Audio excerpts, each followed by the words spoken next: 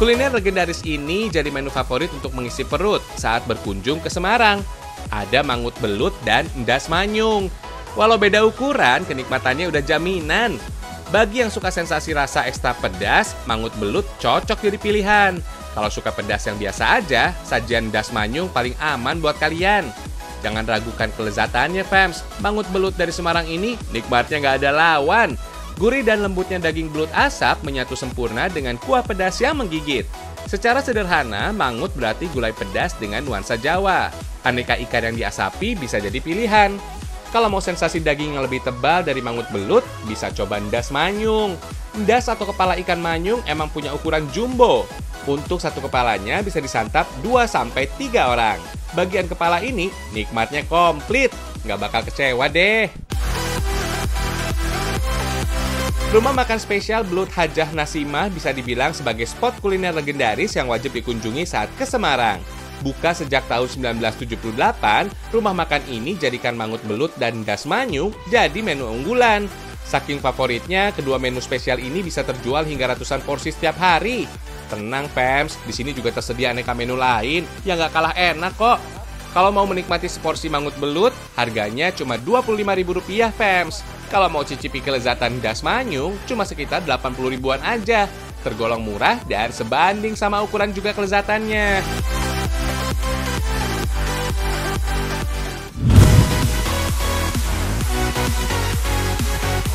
Kalau di Sumatera Barat punya itik lado mudo, di Jawa Tengah olahan bebek ini jadi idola. Ini dia, fams, bebek ijo mesastila. Nama mesastila berasal dari nama daerah di Magelang, Jawa Tengah. Penampilan dan rasanya pasti menggugah selera. Berbeda dengan ayam, bebek selalu punya keistimewaan. Rasanya lebih gurih, apalagi kalau diolah dengan bumbu rempah yang melimpah. Karena kelezatannya, fans, sajian tradisional bebek bumbu ijo ini naik kelas dan jadi pilihan menu utama di resto di Jawa Tengah. Dagingnya lembut dengan bumbu yang meresap sempurna. Cocok deh jadi teman bersantap kapanpun kalian suka. Sajian bebek ijo mesastila dibuat dari kombinasi bumbu dan rempah yang sederhana, namun punya karakter kuat. Mulai dari serai dan lengkuas sampai cabai ijo yang jadi identitas menu spesial ini, fams. Untuk bahan utamanya, bebek yang dipilih baiknya sih yang masih berusia muda. Bebek muda punya daging yang lebih lunak dan lembut, serta rasa yang cenderung lebih gurih.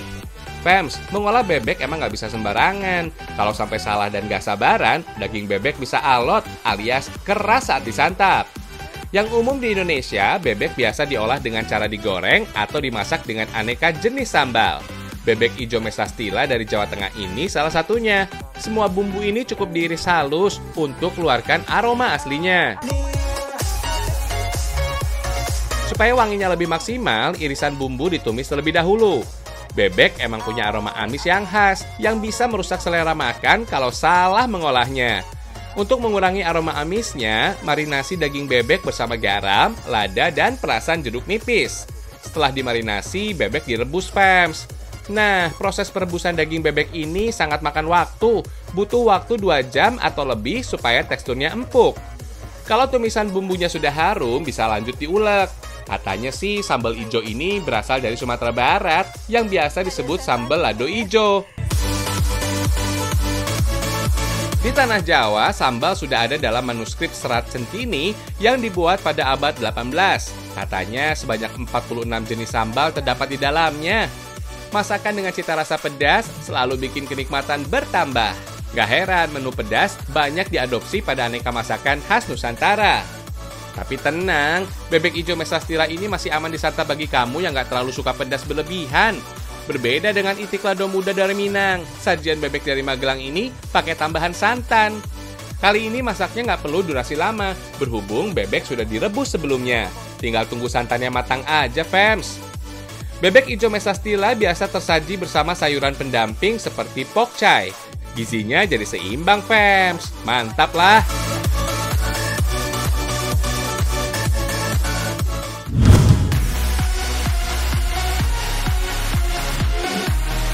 Jangan ngaku pernah ke Semarang kalau belum coba jajanan jadul yang sudah eksis dari dulu sampai sekarang. Yap, ini dia, lumpia, fams. Si legendaris ini kini hadir mengikuti selera zaman yang berkembang. Gak cuma rasa original aja, isian lumpia kini banyak pilihannya. mulai dari kepiting, Raja Nusantara alias rasa jamur Nusantara, rasa kambing jantan muda, sampai rasa ikan kakap juga ada. Wah, komplit ya.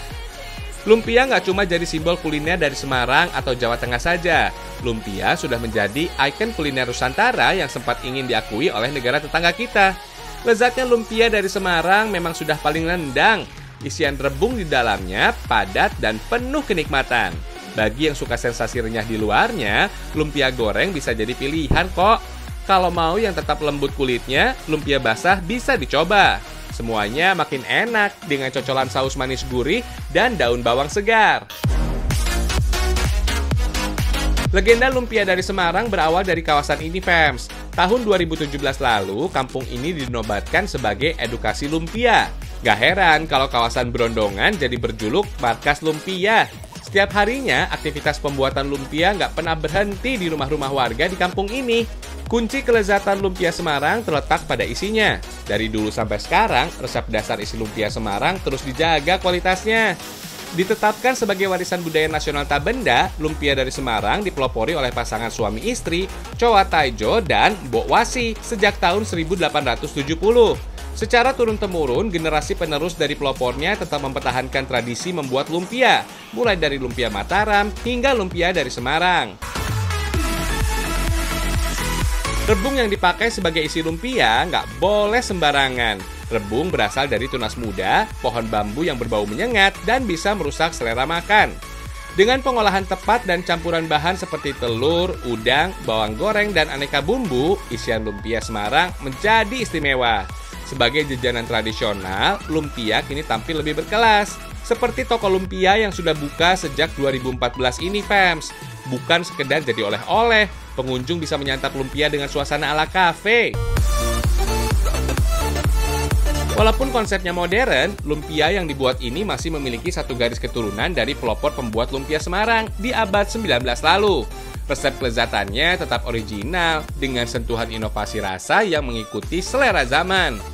Dari dapur pembuatannya di Kampung Brondongan, isian rebung lanjut diolah menjadi lumpia. Dibungkus dengan lembaran kulit lumpia, ribuan lumpia yang dibuat terjual dan ludes setiap hari. Selain 5 macam rasa, di toko ini juga ada 2 jenis lumpia yang dibuat. Ada lumpia kering dan lumpia basah yang bisa langsung disantap tanpa digoreng dulu. Penamaan lumpia atau lunpia berasal dari dialek Hokkien. Lum atau lun yang berarti lunak, dan pia yang artinya kue. Kalau digabungin, lumpia memiliki makna kue yang lunak. Awal sejarahnya, lumpia Semarang emang nggak digoreng, fams. Penganan hasil perpaduan budaya Tiongkok dan Jawa ini sangat digemari masyarakat pribumi maupun keturunan Tionghoa sejak abad 19. Tenang, fams, lumpia ini udah punya label sertifikat halal dari lembaga yang resmi kok. Jadi nggak usah ragu buat menyantapnya ya. Enak nih kalau udah disiram saus manis gurih. Pengen cepet-cepet disantap aja nih lumpianya. Hihihi.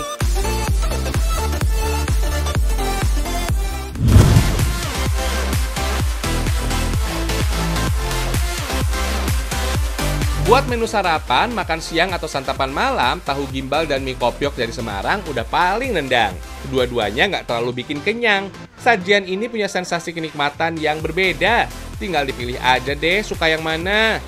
Bagi yang suka menyantap hidangan dengan siraman kuah kacang, bisa pilih tahu gimbal. Isian lainnya ada aneka sayur seperti toge dan kol, dengan potongan lontong dan tahu gimbal. Kalau kamu suka yang hangat dan berkuah, mie kopiok bisa dipilih. Kuahnya ringan dan encer, justru terasa segar. Kedua menu ini nikmatnya emang gak berlebihan. Walau biasa dijajakan di pinggir jalan, tahu gimbal dan mie kopiok lumrah ditemukan di resto dan hotel berbintang di Semarang. Makanan legend ini simple, bahan-bahannya juga tergolong mudah didapat. Tahu dan udang yang wajib ada, kehadiran petis juga bikin rasanya semakin khas. Bikin bumbunya dulu yuk, fams. Cabai dan bawang putih jadi komposisi yang nggak boleh ketinggalan. Takarannya bisa disesuaikan dengan selera. Kalau suka pedas dengan aroma yang kuat, silakan perbanyak keduanya. Irisan daun jeruk bisa menciptakan aroma masakan semakin wangi. Oh iya, buat tahu gimbal nggak jauh beda seperti bikin pecel atau olahan tradisional dengan bumbu kacang. Bedanya, bumbu tahu gimbal wajib pakai petis udang di dalamnya. Kalau mau lebih mantap, bisa tambahkan air untuk melarutkan bumbu kacang. Jangan air asam jawa atau tumisan bawang putih, semuanya tergantung selera aja deh. Berhubung namanya tahu gimbal, udah pasti ada campuran tahu di dalamnya. Oh iya, dinamakan tahu gimbal bukan karena penjualnya berambut gimbal ya. Gimbal sebutan untuk udang goreng tepung yang jadi campurannya. Bentuknya yang menggumpal dianggap mirip dengan rambut gimbal. Tahu gimbal diperkirakan sudah menjadi makanan khas Semarang sejak abad 19. Awalnya sih memakai jenis tahu pong yang kosong di tengahnya. Tahu gimbal kini memakai jenis tahu yang lebih padat. Kalau semua isian dan bumbu sudah komplit, tinggal diracik jadi satu, Fems. Mulai dari daun selada, kol alias kubis, tahu dan lontong, telur dan gimbalnya, taburan toge, serta siraman kuah kacang, Fems. Mie kopyoknya kita buat sekalian yuk, Fems. Bahannya udah komplit nih. Berbeda dengan bakmi Jowo, mie kopyok jadi menu favorit warga Semarang. Pada dasarnya, aneka jenis mie bisa dipakai untuk membuat mie kopyok. Tapi kali ini kita pakai jenis mie original aja deh. Bersama dengan lumpia dan tahu gimbal, mie kopyok sudah lama meramaikan jagat kuliner tradisional di Semarang, Jawa Tengah. Menu sederhana ini juga mudah dijumpai sebagai jajanan yang dijual berkeliling atau di tepian jalan. Mie kopyok sering juga disebut dengan mie teng-teng karena para penjualnya dulu suka memukul piring hingga berbunyi teng-teng untuk menarik minat pembeli. Jenis mie kuning yang sudah direbus tinggal disiram aja pakai kuah kaldu berbumbu, aneka sayur, dan isian pelengkap yang lainnya. Jangan lupa remasan kerupuk gendar dari nasi jadi pelengkapnya. Mantap, Fems, mie kopyok dari Semarang.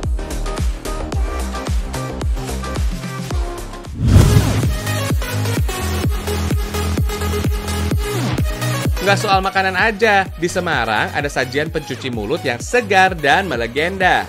Es puter ini dijamin bikin segar. Potongan roti, parutan kelapa muda, buah durian, mutiara, dan es puter yang manis lembut tersaji dalam satu porsi mangkok. Wah, top markotop. Sajian legendaris ini namanya es conglik. Warung tenda sederhana di Jalan Kiai Haji Ahmad Dahlan, Kota Semarang, Jawa Tengah menjadi lokasi es conglik yang legendaris ini, Pems. Ada beberapa varian rasa yang bisa kita pilih, mulai dari alpukat, durian, coklat, kelapa, maupun kombinasinya. Udah puluhan tahun, es puter conglik jadi idola di Semarang. Katanya sih, es puter ini pertama kali dijual oleh Sukimin yang sering berjualan di kawasan Pecinan. Sambil membawa gerobak sejak kecil, Sukimin dijuluki pelanggan dengan nama conglik alias kacung cilik atau pembantu kecil. Kalau sekarang sih, es conglik udah diteruskan oleh generasi kedua sejak tahun 1982. Kalau kalian mau cobain sensasi segar es puter conglik, awas kecele ya. Bukan buka siang hari saat matahari panas menyengat. Kedai es puter conglik justru buka sekitar pukul 6 sore, Pems. Walaupun buka saat matahari mulai tenggelam, sensasi kesegaran es puter conglik nggak luntur sama sekali. Selain rasa es puternya yang memang enak, isian pelengkap es puter juga nggak pelit, Pems. Bagi penggemar buah durian, dijamin puas deh. Kombinasi es puter rasa alpukat durian atau kelapa durian jadi yang paling banyak penggemarnya. Oh iya, nggak usah takut pilek atau sakit saat icip-icip es conglik. Katanya sih, resep kelezatan es puter conglik terletak dari bahan bakunya yang alami dan terjaga kualitasnya. Kalau mau beli, harganya juga terjangkau kok. Cuma sekitar Rp20.000 untuk seporsi es puter satu rasa. Rp30.000-an untuk 2 kombinasi rasa. Seger, Fems!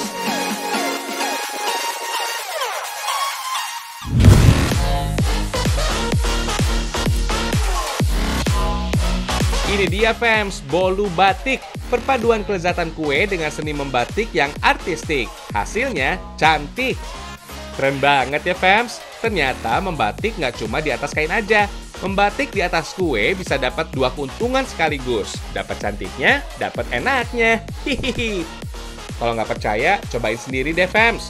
Walaupun kecantikannya sayang dibelah, godaan untuk mencicipinya jauh lebih besar.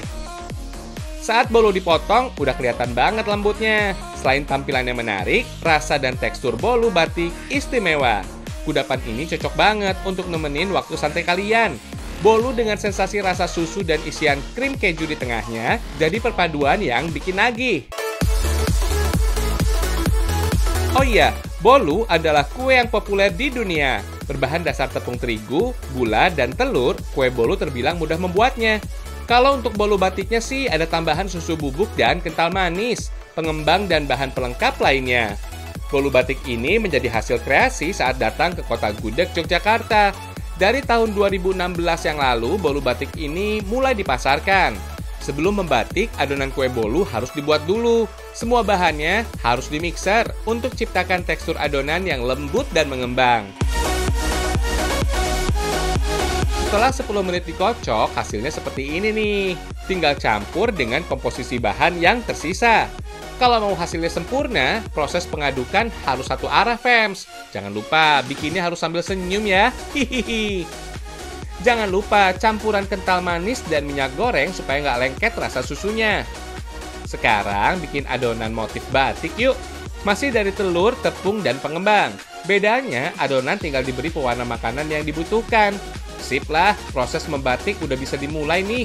Butuh teliti dan terampil karena proses membatik yang paling banyak memakan waktu. Oh iya, pada Oktober tahun 2009 lalu, fams, PBB melalui UNESCO menetapkan batik dari Indonesia sebagai warisan budaya dunia. Walaupun tinggal ngikutin pola lembaran kertas kue, yakin deh proses ini cukup sulit, apalagi bagi pemula. Pilihan warnanya juga harus cantik. Setelah lapisan batik bolu sudah jadi, segera kukus, fams. Kalau kelamaan didiamkan, bisa keburu lumer. Berhubung nggak tebal-tebal amat, durasi mengukusnya cuma sekitar 3 menitan aja, fams. Sekarang tinggal tuang adonan utama dari bolunya aja. Selain dikukus, kue bolu yang dipanggang dalam oven juga cukup populer. Bedanya ada hanya pada teksturnya saja. Bolu yang dikukus biasanya lebih lembut hasil akhirnya. Wah, bolu batik yang baru matang cantiknya kebangetan ya, fams. Sebelum diisi dengan krim keju, pastikan bolu sudah dingin supaya tekstur bolu tetap utuh dan gak hancur. Sip lah, digulung pelan-pelan aja nih, fams. Gimana hasilnya? Saking cantiknya, jadi sayang buat dimakan. Hihihi.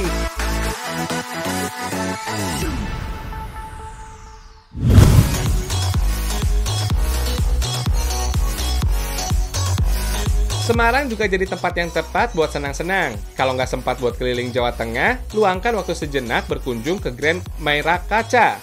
Objek wisata ini, fams, punya julukan Taman Mininya Jawa Tengah. Objek wisata Grand Mairakaca dulu dikenal dengan nama Puri Mairo Koco. Masuk ke dalam kawasan PRPP alias Pusat Rekreasi dan Promosi Pembangunan Provinsi Jawa Tengah. Tempat ini diresmikan pada tahun 80-an. Nama Mairo Koco diambil dari salah satu bagian epos Mahabharata yang menceritakan keinginan seorang dewi untuk memiliki 1000 bangunan dalam satu malam. Jangan heran ya melihat banyaknya bangunan ikonik saat berkunjung ke Grand Mairakaca.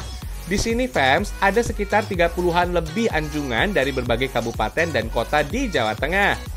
Salah satu yang cukup menarik ada di Anjungan Kabupaten Jepara nih. Selain bangunannya etnik banget, detail dan ukuran kayu yang keren ala Jepara nggak kelewatan. Silakan mampir ke Anjungan Kabupaten Kudus juga. Ikon bangunan replika Menara Masjid Kudus langsung menyambut kita nih. Menara Kudus inilah yang menjadikan simbol perjuangan Sunan Kudus untuk menyebarkan agama Islam di tanah Jawa. Keren deh. Oh iya, nggak cuma anjungan rumah adat Jawa Tengah aja, fams. Di sini kita bisa merasakan sensasi keliling dunia. Sejalan dengan konsep anjungan rumah adat lokal Jawa Tengah, di sini kita juga bisa melihat replika bangunan rumah-rumah tradisional dari 5 negara di 3 benua. Ada rumah tradisional Jepang, Turki, Meksiko, Arab, dan Santorini di Yunani. Wah, keren ya! Aneka replika bangunan rumah yang keren ini, fams, sayang banget kalau nggak diabadikan. Konsep wisata beginilah yang lagi digandrungi oleh generasi muda milenial. Supaya lebih berasa jalan-jalan ke luar negeri, di sini kita juga bisa menyewa pakaian khas dari beragam negara. Lumina artinya penerang atau cahaya. Maklum deh, kawasan wisata ini memang mengusung misi edukasi. Harapannya sih bisa menjadi penerang dan penambah ilmu pengetahuan wisatawan yang berkunjung. Kalau sudah puas berkeliling anjungan dan bangunan kekinian, pengunjung bisa menikmati indahnya perairan yang dikepung pohon-pohon mangrove. Dengan menyewa perahu wisata, kita bisa menjelajah replika Laut Jawa yang bikin tenang jiwa.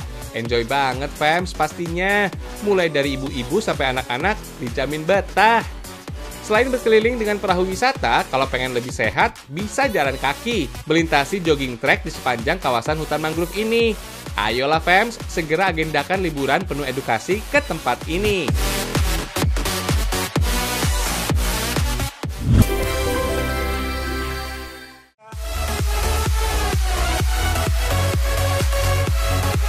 Wah, nggak terasa ya fams, sajian Maknyus pagi ini benar-benar bikin terbius. Tiba-tiba udah di ujung acara aja nih. Besok ketemu lagi ya. Ragam Indonesia, satu Indonesianya, berjuta kekayaannya. Sampai jumpa.